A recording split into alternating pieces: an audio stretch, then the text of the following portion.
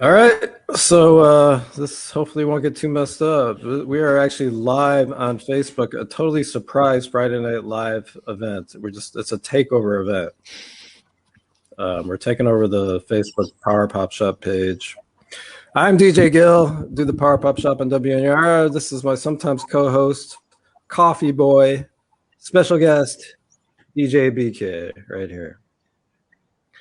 And we're very excited to do this behind the band interview since COVID is starting to get a little bit better here in the States anyways. I've been going back into the studio live lately to play. And so I wanted to do something cool each month, and once a month pick a band that is one of our coolest bands of the month, and it's part of our 5 coolest tracks of the month podcast we're going to be doing as well. And so we're picking a band to interview and get a little to know, and a band that we really dig their music and we play on the show a lot. So this is for Canada. This is Underwater Sunshine. You guys can clap for yourself. I'll clap for the drummer. There we go. All right. So we have clap for the Wolfman, and it will be awesome. So we have Johnny. I think he goes by Johnny Baker. No one knows anymore, really. Blair is a drummer. And it's Tim. It's Timmy so Candlestick. You guys are Underwater Sunshine, and you go ahead. Baker. What is it? No, that was Blair. He was cracking jokes. So you have quite a. Somebody has to have that, we love sarcasm here at the show, at the Power Pop Shop, and in Chicago. We love sarcasm. Good. It's actually what I grew up on. Is all I know.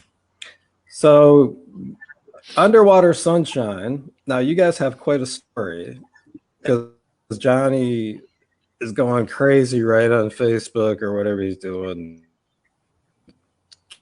radio stuff, but for good reason. And that you guys, to be honest, when he first wrote to me and he said, we had this album 25 years ago and it hadn't been almost finished, but it wasn't, and we put it back together. I didn't know what to think. I didn't have super high hopes about him, being honest about it. I was like, you've got music from 20 years ago and you just redid it. Listened to it, and I loved it because I'm a huge Posies fan, and you guys certainly are influenced, I would say, by the Posies. I think that's fair, right? Very fair. Very fair. Would you guys say you're influenced by the Posies? Have you heard the album? And I love the Frosting on the Beater stuff. I've heard the albums, yes. And so when I heard that, I was like, oh, wow, Frosting on the Beater, I can totally hear this. Absolutely. And I love that album. And so I was totally digging. You guys tell me, it's an amazing story. How old were you guys when you were a band back in 1996, whenever this was happening? Well, can I take this, guys? Well, we were 17 when we started, but that was much earlier than this album was recorded. But I think by the time we recorded the album, we did the math, and I believe we were 20, 21 at most. Yeah. So yeah, 96, 97, we were recording the album, and we finished it up, I believe, 97, the recording anyway. We never got a chance to mix it all together, and we disbanded. I think it was Blair was at 97. That was the fall of 97 that we fall went different directions. All right. The fall, yeah, ominous. Yeah, so quite young.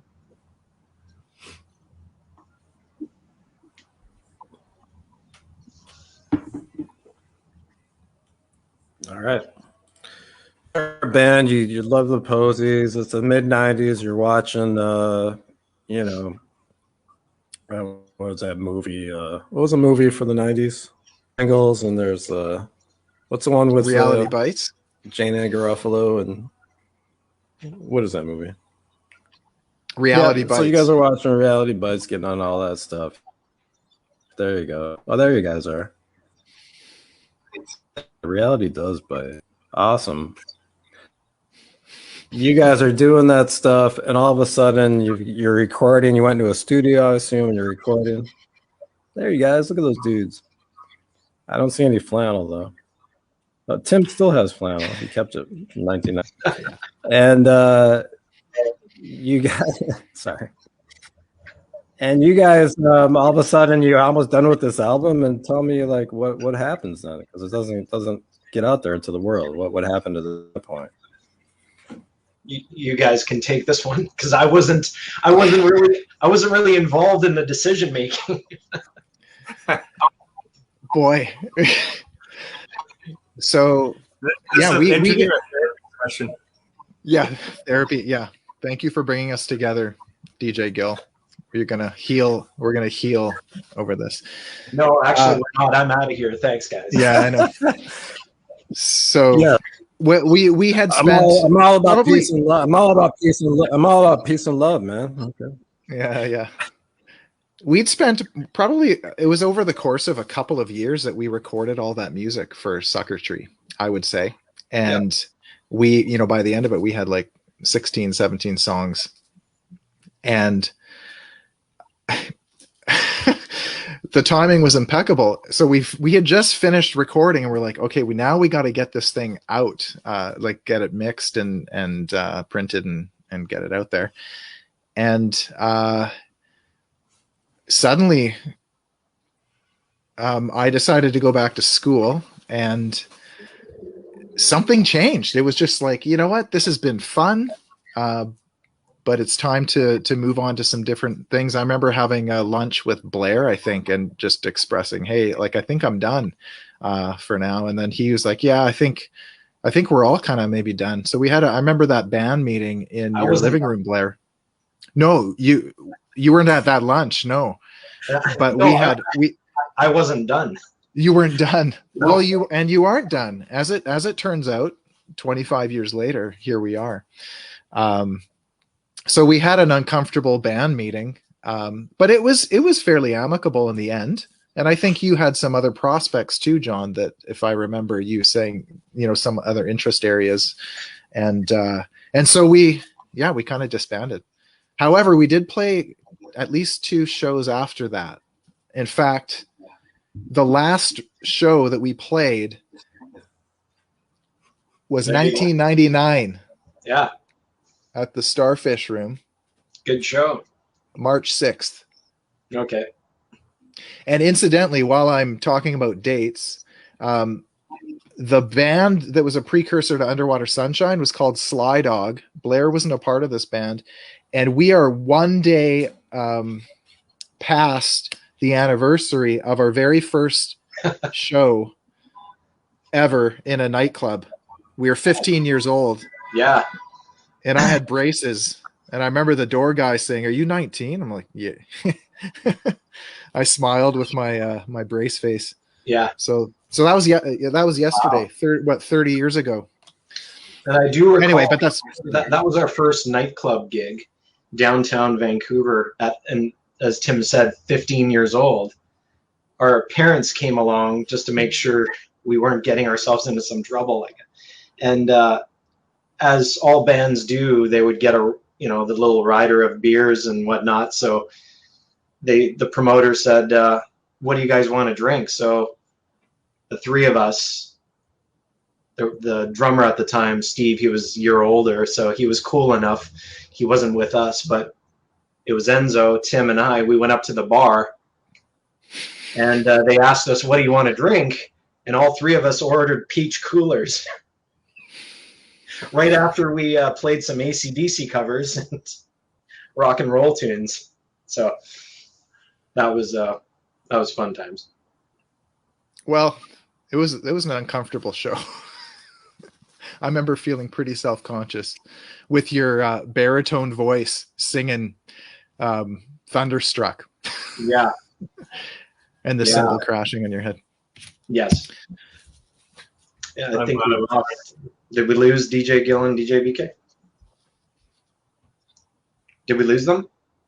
So far, it looks like There's the twirling wheel of something. they're gone. I wonder if we're live on his Facebook page. And we're still live. Who's got the next question? Yeah, next question. Okay, so you guys, where'd you go for that lunch that I wasn't invited? Cactus Club. Wow, I don't remember that. I'm done. I don't think that was a lunch. That wasn't a lunch designed to talk about that, but I think I was just I was having these different thoughts about the future, and that came out. And when I mentioned that, I think, Blair, if I remember correctly, you're like, yeah, I'm kind of thinking the same thing. Mm-hmm.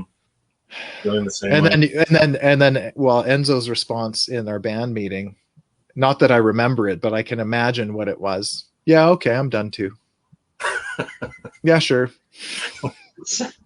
I believe you. It was really ridiculous timing. I mean, maybe that was the point. Maybe it was like, oh boy, if we release this, then this means like we're really committed to this this kind of life on the road for a while or something. Yeah. I'm not sure. Yeah, it was that point. We were even talking about purchasing a small bus. Yeah. Yeah. Right. Maybe it was the whole cold feet thing. Oh, there you go. So there's this. It's interesting to think that we are probably older than or as old as Shilkin in this picture. Right? Yeah. I mean, I hate to think that, but yeah. Yeah, isn't that crazy? You're right. I'm sure he's younger in that picture. Yeah. I wonder if we're still live on Facebook. Well, it says we're live here. So John, what you were pursuing some music afterwards though, once we split up, I think. You said that you had some ideas, you wanted to kind of veer and do some stuff. Well, yeah, I wasn't finished, so I tried a few things. I think Enzo and I we got together, I think, with Pat Gavigan, local musician here, doing really well, and he was drumming, and Steve from Starkicker.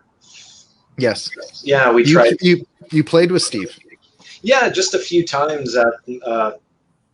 Rehearsed a few times, and it didn't. We didn't do anything with it. Right. And then I got into electronic type house and trance and all that stuff, and again, just didn't really do much with that. And that was it. Yeah. The DJs are back. We weren't sure if we were still alive or not on your Facebook, so we kept talking. Yeah. No, yeah, I think you guys are hosting yourselves, which is cool because you were telling good stories when I could hear them. That's really, really cool. So, how did you discover these lost, tapes? Like, I'm so excited, that the Tragically Hip. Have you heard their new EP? Oh yeah, their lost songs that they redid. It's great. It's been a year of, and stuff like that is so cool. Sorry, go ahead. Yeah. Rediscovery. Oh no, I was just saying how cool it was because to me those songs, most of them on that EP actually hold up, to anything that they've done. And I'm a huge fan of the Hip. And so I just think it's so cool that you guys found these tapes. So I don't know if DJ BK has a question about that, but I just wanted to know how that all happened. I sort of read it in the paper, the interview you showed me, but why you tell people this undiscovered, treasure, and all of a sudden you decided hey, maybe we can piece this back together. Well, yeah, I mean, you've had kids. 2 years ago, I'd gone through a major relationship change after 13 years, and I needed something to get me out of that headspace, and just started talking with my new relationship that I got into. I started talking with my girlfriend at the time that, I used to be in a band and had this, had the, we came out with a CD and we were about to come out with another album. And I realized I didn't have a copy of our old CD from 1995. I didn't have really much to show other than a few photos. So to help kind of prove that that actually happened, I thought, well, geez, guys, who's got the tapes? It might be possible to transfer that down into today's technology and see what we can do with it. And sure enough, it was a process, but once it got going, And actually, John Auer of the Posies started the mixing process. We ended up going with a local guy here, Evan Morgan, who did a great job at turning those old recordings into something that sounds very, very new. So that was it. That was basically it. It was as simple as that. Hey guys, where are the tapes? Got the tapes in a box. I think, Tim, you had them at your place, or? But they were. Yeah, I knew where they were. They were buried under some of our old T-shirts in a cardboard box in my workroom. And so even though I was kind of the instigator, maybe I think it's fair to say I was the instigator at our breakup.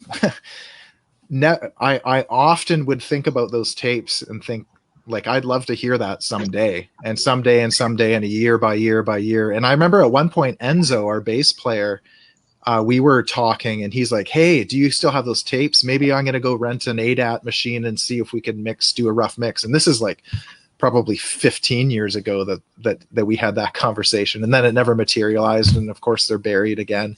Yeah. But every so often, I'd think, wow, like there were some songs there that I'd really like to hear. And yeah, like the unveiling of those raw tracks was pretty powerful. It was exciting when those started surfacing and we could actually listen to them again. Yeah, very cool. We hadn't heard any of it in actual 25, 26 years. We had never really heard those tracks or the sounds or anything. The tapes were not played since 1997. So to get all that back, as Tim said, it was very powerful to get that going, and the motivation just went right there. It's like that. There were actually, I think, about 18 songs recorded, or maybe 17 songs recorded, but we ended up only mixing, how many are on Suckertree? 13? Or 14? Yeah, 13. Yeah, and then we released Going On, and we're just now in the process of actually recording from scratch one of Tim's songs that never made it to those ADAT tapes. So, and that should be released, I don't want to say, but within maybe 3 weeks to a month. New tune. Old tune, new recording. Yeah. Yeah. Cool. Oh, they're great.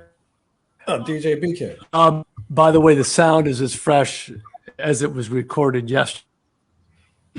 It's a great, fantastic album. What I was wondering was, did you guys end up adding any new sound to it? Any overdubbing? Any, any guitar work, anything like that to give it, a new sound? Any vocal harmonies or anything? We very sparsely, like what you're hearing essentially is what we recorded. There were a few songs where we added maybe a layer of guitar just to thicken up the sound in a chorus. And there was one half guitar solo that I added after the fact, because as we listened to it, we thought, no, something needs to go here. So there were a few little shifts here and there, but it's very, very subtle, and the bulk of everything was just as it was, which was remarkable too, because we really didn't need to change much. Like it somehow took to tape really nicely and took to digital extremely nicely. That was a big shock, actually, to hear how good it sounded. Yeah. Who did the solo? Who did the solo to? Who did that? Sorry, what song? Who did the solo and who did the solo on verse 2? It's such a great solo. I love it. It's so tight and melodic. The solo in verse 2. I don't know if there is a solo in verse 2. there's a guitar interlude part, but the first song on the album.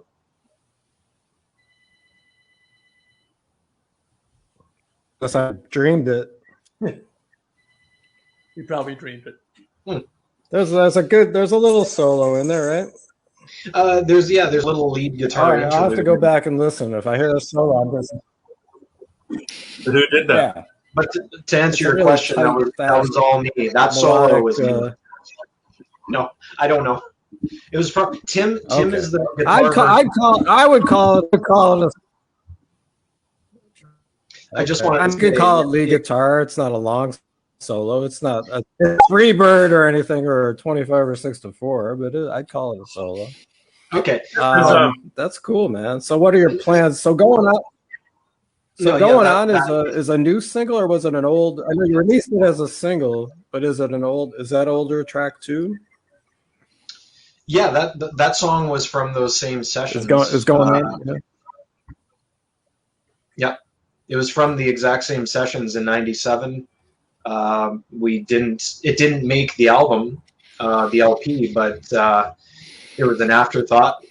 And I wasn't done. I spent a year having fun with these old tracks and mixing and whatnot. And, all of a sudden it was when Suckertree came out, there was just nothing left to do other than promote on Instagram and Facebook. And I just wasn't done yet. And I realized, you know what, let's keep going. And sure enough, that's why we're now recording Tim's new song, Hypocrisy, and or old song, sorry, new recording. I just don't think, I don't know, I'm not done. Are you guys done? I'll tell you after I go to the Cactus Club. Don't say you're done right here live on this. We're over. We're going to break up for a second time on a live Facebook stream. Yeah. Did we get back together? Yeah, you guys are getting you guys are getting a lot of pub from the first breakup. You could break up again and then pretend that you discover that, hide them somewhere, the new ones. Yeah. And then discover them in a box somewhere, 10 years from now. We found these tapes. We're going to re-release them. It's actually just a big ruling. We just found these tapes and we're pretending that we recorded them, but we had nothing to do with it, actually. It's just one big hoax. Right. Found this box of tapes from some great band. It's actually the Posies lost tapes. We said we're doing Underwater Sunshine. Let me ask a question, and this could be for anybody, but both Blair and Tim were talking about when they had lunch and they were talking about disbanding and doing their own thing. One thing I know about Vancouver, and especially at that time, 1987, there were a lot of good bands, and there still are, coming out of that city. And I got the impression that the music scene has been quite well.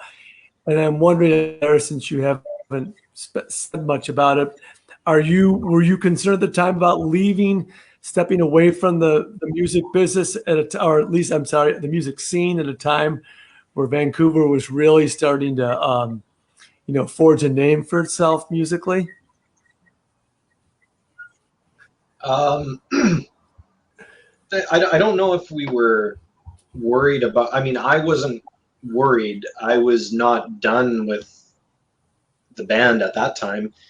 I don't know how you guys felt, but honestly, I think just like most of the power pop bands back then, I think that particular scene and sound, it was starting to, I think it hit its peak around 97, 98, around that time.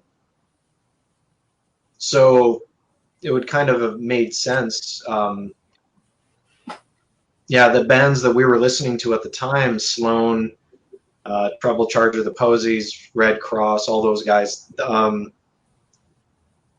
style of the music that we were playing at the time, I mean, it was sort of at its peak right then, I think. I don't know. So maybe we had disbanded at the right time, but at the same time, we weren't really concerned with it. Obviously, you three weren't too concerned with it anyway. There was a lot of, there's no question. It's an internal conflict. what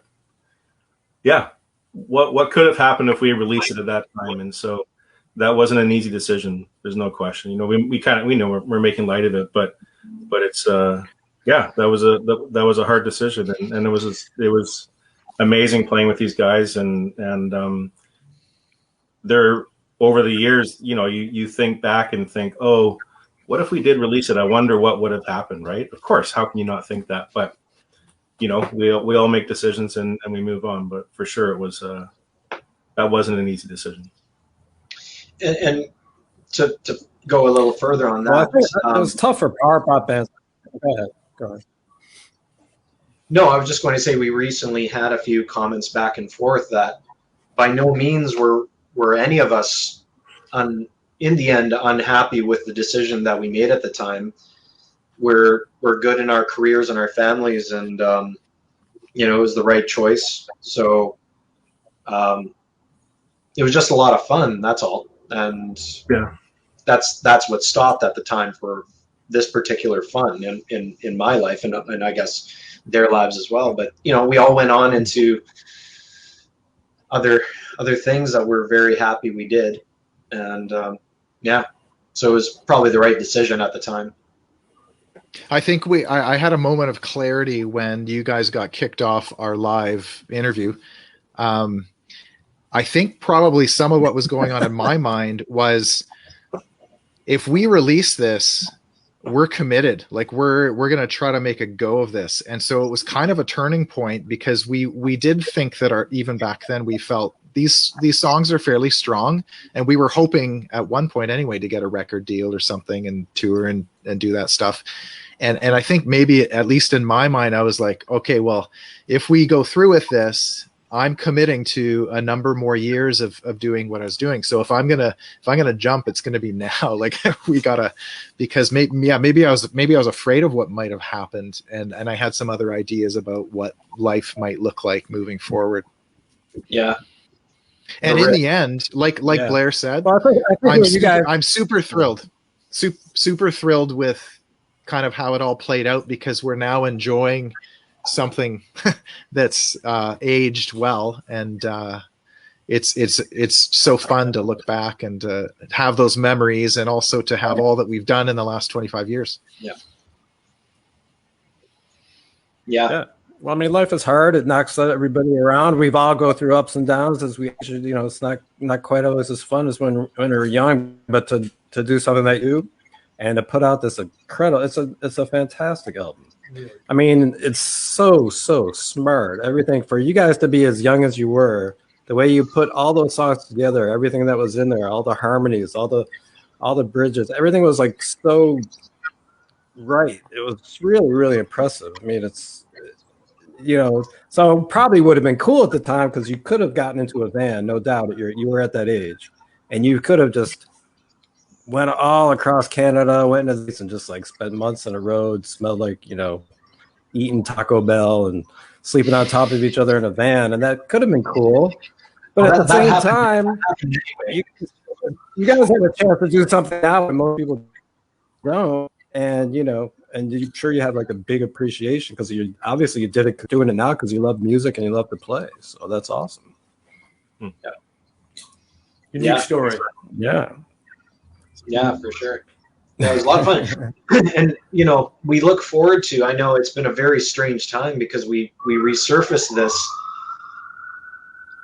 We haven't even all been in the same room together for that many, I mean, for a long like time. Chicago, on the way. So you're planning some new songs. Are you going to play a film live? Are you guys going to do that? Well, that's what I was saying there, is that we haven't even gotten together in the same room because when all this restarted, it was COVID time, just started, clampdown started, and we hadn't even had the chance to all four of us be in the same room since '99, I guess, or around there. But I'm hoping that now, when things get better, that we can all get into a rehearsal space and have some fun. by no means to do it anything seriously, but just to continue the fun and energy that can result in maybe a few live shows here and there. That'd be great. Oh yeah, I mean, I can tell you, but Bill and I have both played in cover bands, and I can tell you, there's nothing more fun than going on stage with people there and just playing a song live and just having like a blast. It's the greatest thing. How are your musical chops right now, gentlemen? Musical chops. We're finding that out as we we're finding that out as we record this song, this old song, afresh, and it's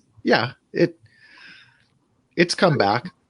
There's a few cobwebs to get dusted off, but I think it's actually coming back a lot easier than I thought. That's great. It just takes practice. And I saw Johnny on was it Facebook somewhere? There's rocking out some Dinosaur Jr. riffs. That was pretty cool. Yeah, just testing out the Jazzmaster Maskus style. Yeah. Yeah, right on. So I don't know if you guys know, I'm from Buffalo. That's my hometown. Oh, okay. Half of my relatives are Canadian, Toronto and Hamilton, and I can't. I don't know if it's a big thing in Vancouver, but I can't get a butter tart here to like for anything. You can't find a good butter tart, and there are no Tim Hortons either. So, who by the way played? You guys know Tim Horton played. Yeah, that's not necessarily for the Buffalo Sabres. You guys know that. He played. I love Tim Hortons. We'll send you a butter. So there's so many great Canadian bands. I grew up with all these Canadian culture and Canadian bands, and so I'm trying to think of some of the Vancouver bands. Spirit of the West, right? Oh yeah. Yeah. Grapes of Wrath were a huge influence in our early days for sure. Yeah. In fact, Grapes of Wrath. I'll show you this. You'll notice the instruments in this picture. Right. We got a Rickenbacker and a Hofner bass, because at that time we were listening to Grapes of Wrath pretty well nonstop. So our instruments betrayed us. Yeah, and at the time I was behind a Hammond organ. Yeah, playing the like Vince Jones. Nice. Other stuff. Moist was it Moist? A horrible band name. Isn't Moist from Vancouver? Yeah. Moist. Yeah. Some of the power pop bands that came out of Vancouver, Limb Lifter, Bloody Chicklets. We played Cinnamon was around. Zampano. Yeah, Zampano. Those bands you mentioned. Yeah. And then I got a chance to see the Odds. I think they're Vancouver based, right? Or were? Yeah. The Odds are great. Yeah, the Odds. They were contemporary. When we were recording our first CD at Greenhouse Studios. Greenhouse? Yes. Some of the Odds guys were in there recording some new tracks. I can't remember if it was their project or not, but yeah, all those bands of the 90s, it was quite the scene. But unfortunately here in Vancouver, right around the time that we split up, quite a few of the venues that we'd play at, some of the bigger ones, even Town Pump, which was one of the biggest here in Vancouver, known for, I guess it's equivalent to Toronto would be the Horseshoe Tavern. Not sure if you guys have ever, but I have been to the Horseshoe Tavern. Yep. Yeah, so it was the equivalent of that. It shut down. Electronic music scene started to come out, and live music in Vancouver was kind of on a decline, I guess, because a lot of those venues were shutting down, which was unfortunate. Even the Commodore, and then somehow I think the Commodore Ballroom got saved somehow, which would have been a travesty to lose that. But yeah, so Vancouver was going through a bit of a transition during those years that we had split up. Live music was just starting to fade a little, not across Canada, but unfortunately in Vancouver. Well, I'm gonna consider. I really didn't ask guys. Like, how did you guys start your band? How did you meet each other, and how did you start playing music together? Tim? So You guys, we, did we you all went to erase the same that from high your memory? we all went to the same school. Same school. And yeah, like I was saying earlier, John and I, and Enzo, the missing bass player, and then another drummer, we formed that band Sly Dog. Did lots of like a little bit. Back up. What, the Haze? Yeah, we started playing, and then I got kicked out of the band. Ooh, for another drummer see, I've called- erased. Okay, you tell this story, Blair. You tell it, because I don't really remember. I just remember us meeting in grade 9. The band was called the Haze, and we were practicing in John's garage. Yeah. And then one fateful day, I was told by somebody I was no longer the drummer. My friend. Do you Craig know who? Craig told you. What did we pass a note to Craig? They didn't even tell me. Can you imagine, DJ Gil? No, what's the reason? What's the reason that a ninth grader would just dudes in ninth grade would decide somebody wasn't the drummer for them? Like, anyways, then you guys had Sly Dog and Steve Fiddler, and then I don't know what happened with that, but then somehow we found our way back together, the four of us. Well, actually, so you got kicked out, and then with Sly Dog, I got kicked out. We were I got kicked out. We were. There's a lot of kicking out going on, but we were gonna. John thought that we were all going to kick Enzo out, our bass player, who was kind of aloof at the time. Oh, I don't care about anything. So, but behind the scenes, me and the drummer, we decided, you know what, we're going to just leave the band. So we left the band, and John was left without a band. And all of that just kind of went sideways. Everything kind of fizzled. We tried some things, didn't work. And then we got our heads screwed on straight at some point, I think late in grade 11. We were like 16, 17. We're like, hey, should we go back to the original? Like, should we get these four guys together? And at that point, we were super, super into the Grapes of Wrath and Blue Rodeo. And that was the era right there. Grapes of Wrath and Blue Rodeo. That was... Okay, interview over. Oh, yeah. Nice. Mike. I was thinking like it was something like, the whole like Mick Jagger, Richards, and John Lee Hooker too. I love Chicago Blues. But one of you was gonna have like Dear 23 from the Posies and be like, oh, I've heard of this band from Seattle and we should play. Blah, blah, blah. But your story was better. So.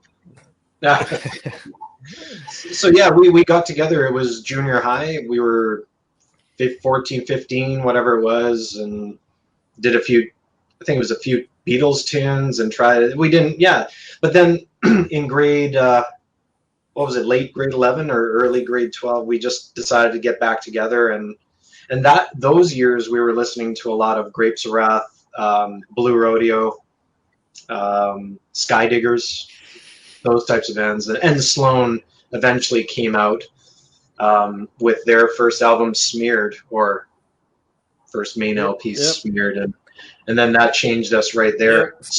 Smeared and Teenage Fan Club's Bandwagon-esque really changed us right there. We started it more into the power pop side, and then the Posies, of course, for us came out of the woodwork, and that was it. We just started on that path. Yep.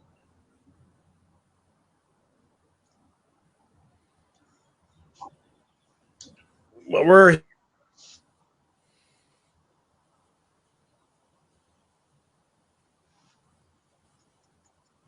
frozen in time.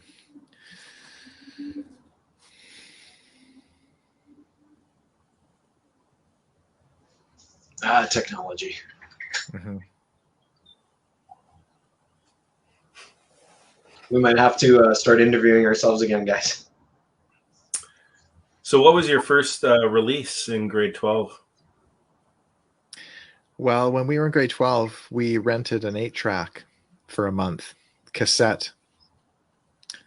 And what did we record? 8 songs, 6 songs for an EP, Feel.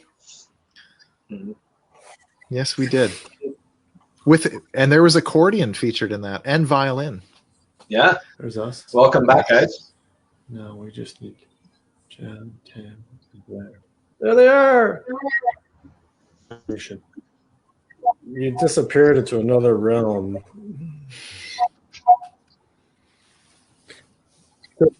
Guys, I don't know if you heard, but I was asking how long were you together underwater sunshine? How long? What? How long were you together as underwater sunshine? Okay. So we were 17 till 92 to 97, about 5 years. yeah. Wow, it seems a lot longer though, guys. Hey, I mean, 5 years doesn't. Yeah, 5 years. Yeah. 5 years. Yeah. Yeah. All right. Well, guys, I think we're 45 minutes in, so I don't know. Did you have any other questions? Oh, many questions. I don't know where to end, but no, we just really appreciate this. It's such a great story. You know, you hear so many things about albums never coming out, never getting the proper, reissue or their issue, or a lost album that was, never released or whatever. But this is just a great spin on music that wasn't fully realized that now can be, and it's exciting to hear. Yeah, I mean, it would have been an absolute shame for those songs to not get out into the world for people to hear. Well, thanks for saying thank that. you so much for finding them. It's awesome. We really appreciate your support. Those are some high compliments. Thank you. Yeah, thank you very much, guys, for the continued support. Keep on going, man. Keep on going. Yeah. Keep on putting out stuff. Play some albums, man. It'll be, Hopefully, we're allowed to mention that physical release will be coming out real soon on Future Man Records, and the CD. If you don't have, you can purchase it. Coming real soon, I think within the week. Cool. Awesome. That is. Yeah, of course you can mention it. And maybe you guys will be able to launch the world tour that you never got to do. Yeah, come on down to Chicago. I'll help you if I can get a show. Yeah, come on down. Sounds good. Try to do a few shows for sure. Yeah. Bring some butter tarts and some moose head. Bring me some Molson. Actually. No. And I'm sorry about the Canucks, but like the Sabres are the worst. I love hockey. The Sabres are the worst franchise of the last 10 years. But the Canucks are not hot either. Both came into the NHL the very same expansion year.